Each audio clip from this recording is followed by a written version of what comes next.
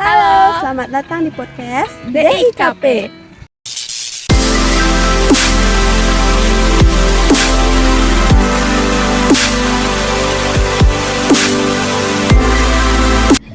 Om Swastiastu.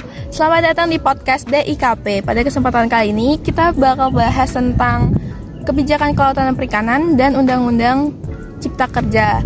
Nah, sebelum kita mulai biar lebih asik, mari kita memperkenalkan diri. Perkenalkan, nama saya Felisa Masyanda, bisa dipanggil Felisa dengan NIM akhiran 117. Saya sebagai host. Saya Igustia Yungura Wulan Prajani, bisa dipanggil Ayu Wulan dengan NIM akhiran 122 sebagai narasumber. Oke, kali ini kita bakal bahas tentang Undang-Undang Cipta Kerja dan kebijakan kelautan dan perikanan. Nah, sebelum itu kita tanya kabar dulu lah ya, biar lebih gimana. Gimana kabarnya Kak Ayu? Baik-baik, kamu gimana? Oke, baik, aku juga baik. Oke. Jadi mari kita langsung aja tanya beberapa pertanyaan Kita bincang-bincang nih ya. Iya, benar. Aduh.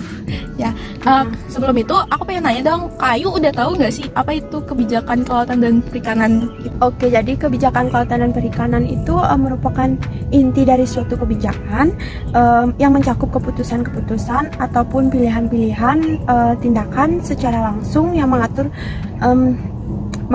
pengelolaan gitu ya, pengelolaan dan pendistribusian sumber daya alam serta finansial dan juga manusia demi kepentingan publik, yakni rakyat, banyak penduduk masyarakat yang ada di wilayah negara tersebut. Oh, berarti kebijakan kelautan dan perikanan ini nih mendistribusikan semua hal yang ada di bumi gitu ya, Kak? Iya, benar. yang ada di laut lah ya. Oh, yang ada di laut. Oke. Kebijakan itu. Oke. Jadi di sini aku ada 3, cuman lagi 2 kan ya berarti ya. Jadi aku mau nanya nih Kak, apa sih kebijakan pemerintah terhadap kelautan dan perikanan ini yang pemerintah buat lah untuk kebijakan ini apa sih? Oke, jadi kebijakan kelautan dan perikanan ini tuh yang pertama menanggulangi kemiskinan gitu ya, mengurangi gitu loh, biar bisa mengurangi kemiskinan gitu. Ada yang disebut dengan propor gitu. Nah, yang kedua itu ada menyediakan lowongan pekerjaan yang luas gitu, yang luas bagi masyarakat, atau yang disebut dengan projob ya. Jadi biar masyarakat tuh bisa punya peluang kerja gitu loh. Terus yang ketiga itu mendorong pertumbuhan dan pemerataan manfaat ekonomi atau yang disebut dengan pro-growth. Dan yang terakhir itu mengedepankan kelestarian lingkungan atau yang disebut dengan environment. Oke, blip sedikit ya. Oh, jadi itu berarti kebijakannya ini nih udah berlanjut gitu, udah berjalan gitu ya Kak ya?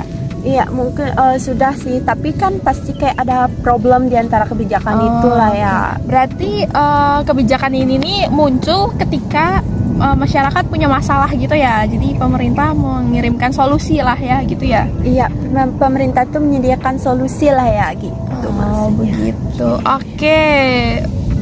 Kita lanjut ya Kak untuk pertanyaan ketiga.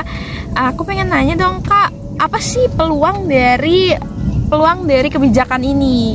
Nah, peluangnya itu kayak misalnya kan tadi kan disebutinnya kebijakannya yang pemerintah buat. Nah, apa sih peluang dari kebijakan yang pemerintah buat ini saat ini? Oke, jadi peluang kerjasama gitu ya? Iya, benar. Jadi peluang kerjasama itu yang aku tahu tuh ada 5. Yaitu yang pertama itu mengenai kerjasama maritim gitu, dan dalam hal pengawasan dan pengangkatan barang muatan kapal tenggelam, atau yang disebut dengan disingkat dengan BMKT gitu. Terus yang kedua ada pengawasan dan pemberdaya gunaan pulau-pulau kecil yang terlantar gitu. Terus yang ketiga itu ada pemberdayaan program bahari gitu. Bahari kesehatan TNI AL untuk masyarakat pulau-pulau kecil yang terlantar, itu yang ketiga. Terus yang keempat ada kerjasama pelatihan pengelolaan produk perikanan dalam dharma gitu ya, dalam dharma wanita lingkup TNI AL. Dan yang terakhir itu ada upaya perlindungan pantai bagi kawasan pesisir kawasan pesisir di sekitar kawasan pos TNI AL. Oke Kak, jadi kan tadi kan kakak sebutin kan peluang dari kebijakan ini nih menjaga daerah pesisir pantai dari daerah pesisir pantai di lingkungan TNI AD kan seperti itu kan. Nah bisa dijelasin nggak Kak kayak gimana sih caranya untuk melindungi daerah pesisir pantai itu gitu Kak? Oke, dalam hal kecil itu ya kayak melindungi itu menjaga biar kayak apa sih ya, menjaga daerah pesisir pantai itu dari contohnya dari kayak kedatangan kapal-kapal asing gitu kan, kita kan nggak tahu gitu loh. Jadi kayak ada posko gitu, penjagaan dari TNI AL gitu untuk apa sih ya, jaga lautnya gitu loh. Dengan gini tuh untuk mencegah adanya kayak apa sih pengangkutan gini ikan-ikan gitu, terus untuk mencegah adanya overfishing gitu ya. Overfishing gitu. Kalau gitu sih contohnya yang aku tahu ya. Oke. Nah, tadi kan kita udah bahas tentang kebijakan kelautan perikanan. Sekarang kita bakal bahas tentang Undang-Undang Cipta Kerja. Nah, sebelumnya kakak tahu apa sih itu undang-undang? Kakak tahu nggak sih apa itu Undang-Undang Cipta Kerja gitu, Kak? Oke, jadi Undang-Undang Cipta Kerja pada Undang-Undang Cipta Kerja nomor 11 tahun 2020 itu tentang cipta kerja yang sudah menjadi payung hukum pemerintahan gitu ya. Untuk menjaga sektor kelautan dan perikanan. Dalam aturan tersebut itu pemerintah berwenang untuk memberikan gitu loh sanksi administratif kepada pelaku pelanggaran di bidang kelautan dan perikanan itu. Jadi itu kayak ada gini loh, sia hukumnya gitu di dalam undang-undang tersebut. Oke, dapat dipahami nih. bisa. Oke, aku mau nanya nih Kak, tentang apa sih itu Undang-Undang Cipta Kerja?